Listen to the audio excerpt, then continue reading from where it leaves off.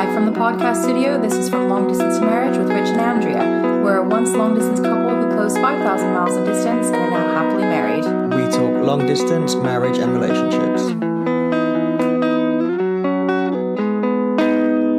Hi everyone, welcome to episode 57 of From Long Distance to Marriage. For many people, there's a very big day coming up. Jesus' birthday. Yeah, except we do it for the presents. We do it for the presents. So this week, in honor of the holiday, just a couple days away, we just wanted to talk a little bit about how to make sure that you don't get lost in kind of the chaos of Christmas or whatever holiday around this time of year you may or may not celebrate, and how to really keep, I guess, what matters most in your relationship in focus.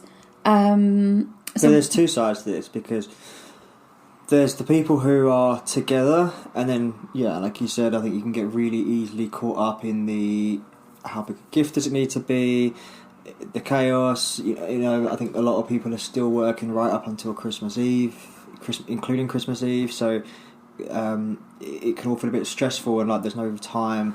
But then on the other hand, you've got people who are still long distance, and then the pressure is, we're not together and I wish we were together, and yeah, you've still got the pressure of, oh, how much money should we spend on each other? You know, do I want to spend the money on the gift instead of put it towards a flight to visit them? And, you know, so it's generally just a pretty hard time, regardless of what your relationship scenario is. Yeah, there's a lot kind of that goes into this time of year, no matter what. So and then also the people the people who've maybe just recently closed the distance in particular, really missing people back home. Yes. So what I was going to say is we have an episode about that, which we'll have to put in the episode notes. I think that was fairly early. Yeah, on. It was about this time last year. So we do have an episode about spending, the holidays away from your family for the first time. We recently, just in the past month or so, did an episode on how to keep kind of, the holidays special when you're apart throughout the holidays as a long-distance couple. So we will touch on that a little bit, but I think mainly, something we want to talk about is just... people talk about the reason for the season, and yeah, that's usually Jesus, but it's also couples and love and family and friendship, and not just getting caught up in buying the perfect gift, the most expensive gifts for the sake of it, and how you can really use this time of year as a bonding time as a couple. Yeah, and I think again, a really early episode we did was the importance of traditions. Oh, sorry, there was just a house alarm going off and it was distracting me. Heard that. Sorry if you did. We spoke really, really early episode about the importance of traditions, and we have some, I guess maybe most of ours are around Christmas, and but so yeah, Christmas Eve we go out and get the Chinese takeaway, we just sit down, we watch a film, and we don't just watch a film, we watch Christmas Vacation. Well, why don't you talk through the whole tradition? So it all kind of starts... Well, we both work office jobs, so we both typically work until about lunchtime on Christmas Eve. Our offices let us... No, our Christmas tradition starts before that. Our Christmas tradition starts at Thanksgiving. What is it with all the alarms today? I don't know. We don't live in a bad neighborhood, guys. There's been some sirens, there's been some house alarms or car alarms, I'm not sure.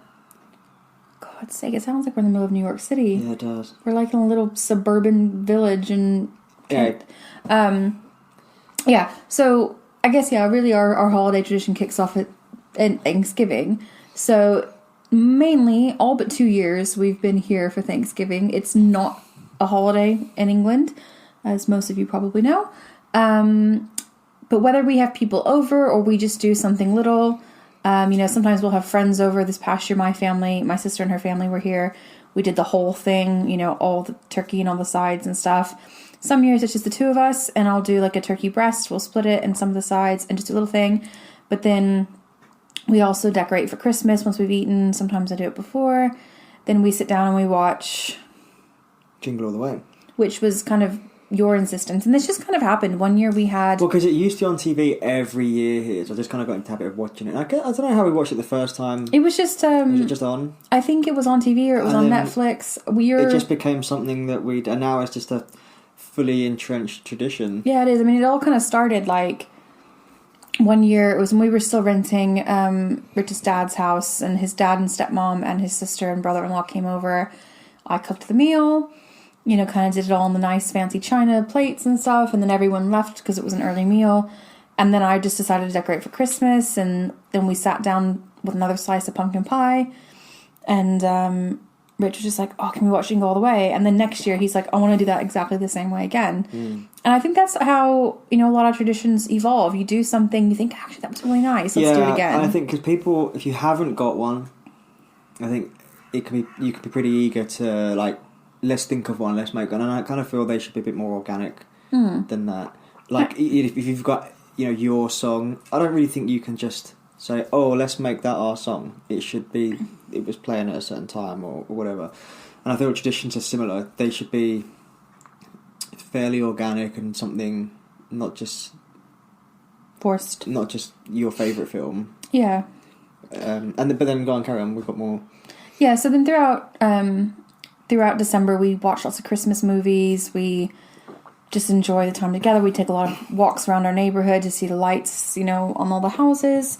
And then kind of right around now, so like the weekend before Christmas, we buy a lot of junk food. This year's interesting. If you've seen my recent post on Instagram, you'll know that I'm living the gluten-free life due to some stomach issues. So it's a little bit different this year. I'm just eating a shit ton of chocolate while you get to eat all like the chocolate cookies. The biscuits. And stuff like that. We eat a lot of like cheese and crackers. I have to get a little box of gluten-free crackers. But it's worth it, you guys. I'm feeling a lot better. So yeah, it's just a lot of merriment and watching Christmas movies. We go Christmas shopping a lot together. I kind of take care of my family online. This is a good tip. It's probably too late if you're waiting to do it now, but if you've got Prime, it might work. I always order my family's Christmas presents from Amazon.com. So I log on to my old American Amazon account and just have everything delivered. Like, I have everything for my siblings and nieces and nephews delivered to my mom's house, and then I have everything for my mom and dad delivered to my sister's house, and just say, hey, if nothing's gift wrapped, can you just... This isn't a tradition, though. Well, it is kind of. No, it's not. It's just you Well, shopping. I'm talking about our shopping, but that was just a tip. Yeah. You don't have to be so pedantic. Then we have specific films that we watch. We also do a lot of shopping together, a lot of wrapping that I do for you. These are all part of the tradition. It's how we do things. Don't be a twat.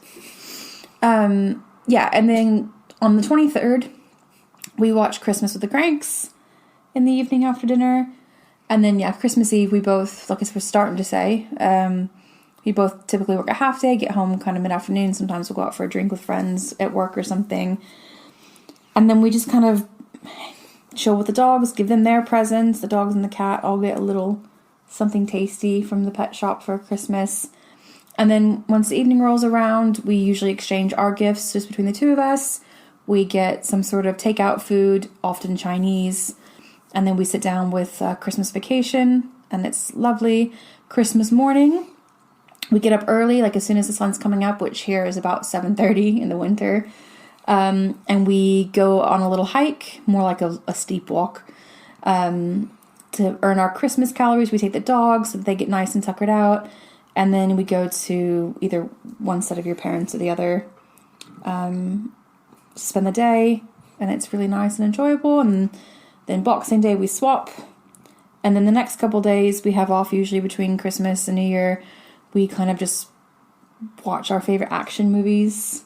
Yeah, we've started to do like a day of an actor, haven't we? Yeah, I think we talked about this before, but yeah, like the first year we did an Arnie marathon, so we watched like Terminator, we watched Predator, I think Kindergarten Cop, maybe Commando. No, you didn't like Commando. I don't like Commando. Yeah, we watched a handful of films. Last year we didn't do it because we were in America. So the year before that we did Mel Gibson, and I think we're doing Stallone this year. Did we do Mel Gibson? We did. What did we watch? We watched some Lethal Weapons. We watched, I think, Ransom. We watched What Women Want. Yeah, and we started Maverick, but then it was late and we fell asleep. We did, yeah.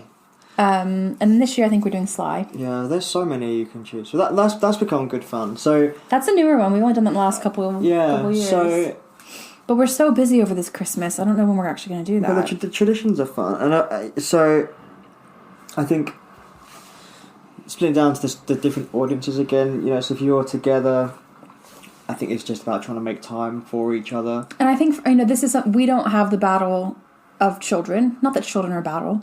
I mean, some of them seem like it. But being out in like grocery stores, especially at Christmas time, But I think it presents an extra challenge. I think parents are so focused on trying to make the holidays really special for their kids, which is a huge part. Christmas is so exciting when you're a little kid, but I'm sure some parents must feel like they lose their time with their partner through that. So I think it's really important that you at least set one day aside to go out and do something Christmassy. And I suppose you're going to have people who might be working overtime to try and get the money for Christmas. And you just got to remember, it's going to look different for everyone, and it may be that you can't have a day, but maybe you can have a couple hours just to have breakfast together, or maybe you can meet for lunch.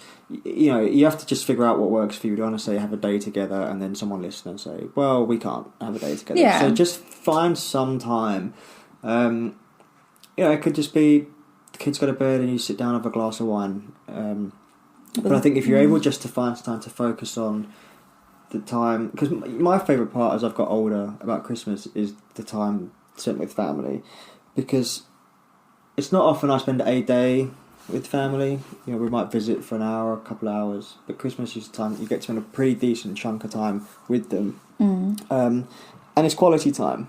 The TV is normally off and people are just talking and having fun.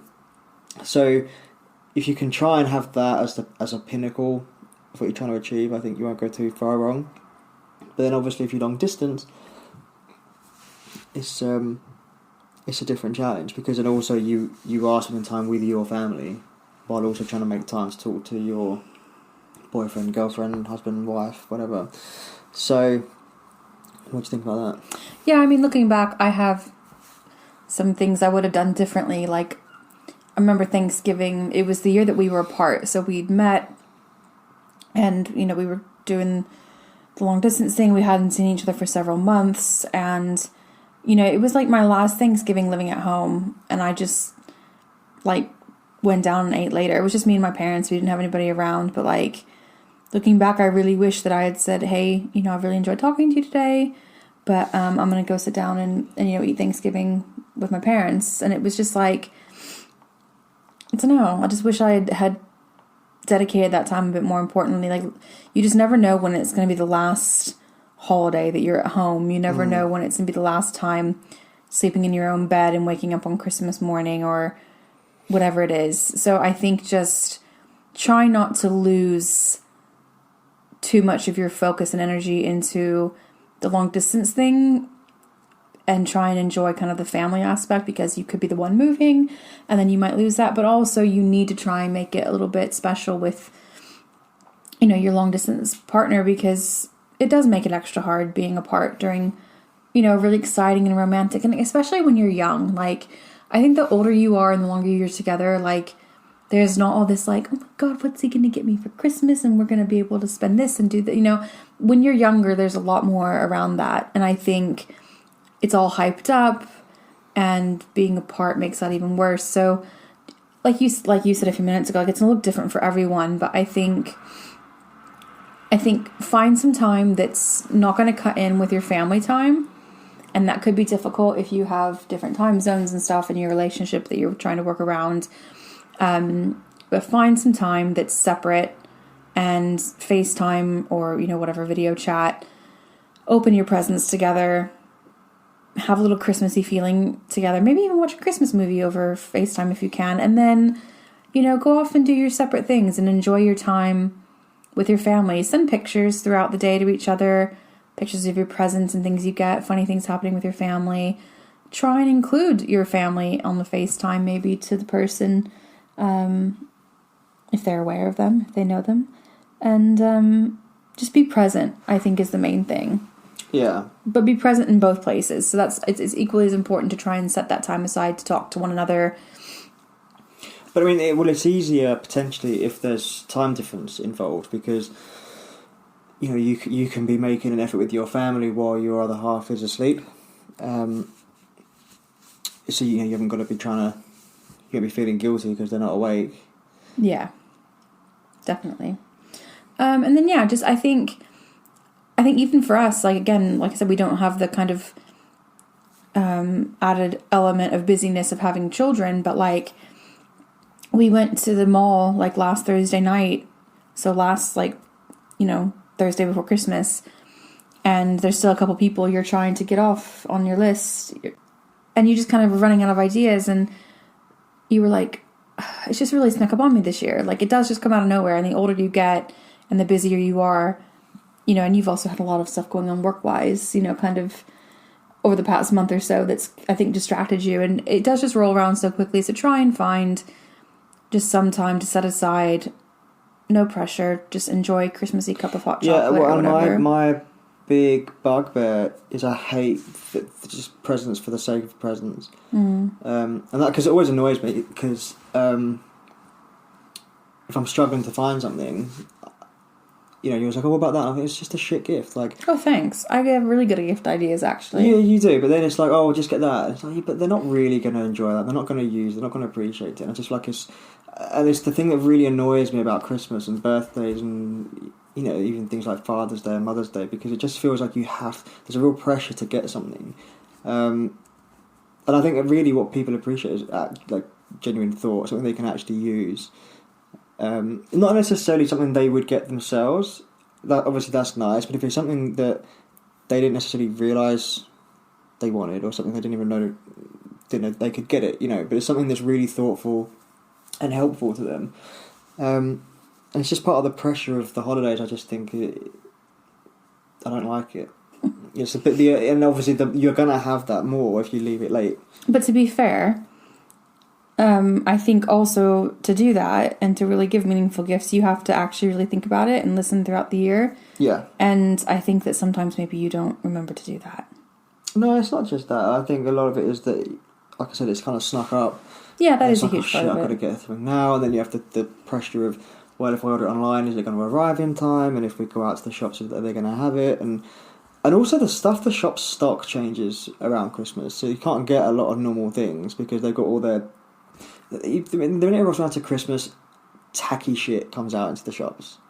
You know, or just like, yeah, that's interesting for 5 minutes. It's a gimmick. It's a novelty present. You know, whereas if you're in the shops sort of earlier in the year, they've got like more useful things. So, I mean, we've gone off topic here. Yeah, I did want to talk about presents a little bit though, as I think there is sometimes for people pressure to get the perfect gift for your partner for Christmas, whether you're long distance or not, maybe even more so if you're long distance, as you're trying to compensate for not being together.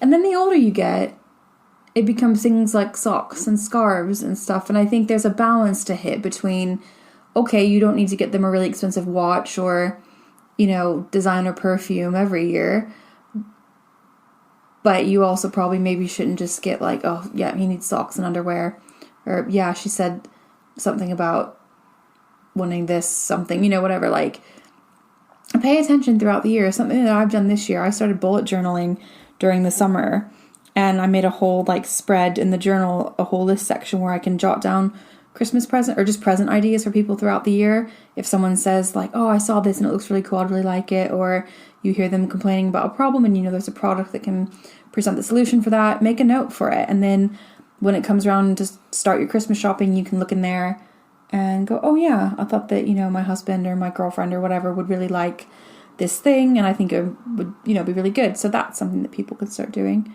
And I don't know if your new journal thing has something like that you can do. Don't know. But yeah, I think just think about what will make them happy and what they genuinely have mentioned that they like, or that would make their life a bit easier, or something meaningful, a memory between the two of you, and, you know, just don't feel like you have to spend a lot of money, because I think a lot of years have always been like, okay, what do you kind of want to think in terms of budget for each other for Christmas this year, and we decide on an amount, and sometimes one of us,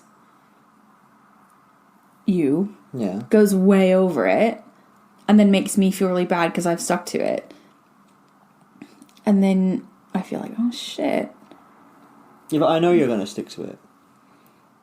Yeah, but then you just don't mind. I want you to have something nice. I still get you nice things. You know what I mean? Like, there might be something in particular I want you to have, and something, it's more expensive. A luxury item. Yeah, that's fine. Yeah, as long as you're happy with it, I think... The main thing is just to remember what's important. Yeah, it's not about the cost of the present. It's... Don't get them something just for the sake of getting it. Try and put some thought into it. But the holiday itself, just remember what's important, what it's about. It's not about presents and the amount of money you spend. It's about appreciating what you've got, about appreciating the people around you, the people who aren't around you physically but you wish they were, kind of thing. That's it. And everything else is kind of distraction and trivial, and people trying to get you to spend more money than you need to, and because it's not the most important thing anyway. The amount you can only spend money once. If you're spending a lot at Christmas because you feel pressure to, that's money in next year that maybe you can't put towards visiting each other or going on holiday together or saving up for something. There's always things you can spend your money on, and you can only spend it once. So Christmas isn't the most important thing for where your money needs to go. No, it's not. But it's all about just togetherness and, that special time. Maybe that's what's so nice about Christmas is it just, everything feels special and sparkly. Yeah. Just find ways to work that in and enjoy it, really. Mm-hmm. So we'll be back after Christmas. We hope you guys have a great Christmas. Bye.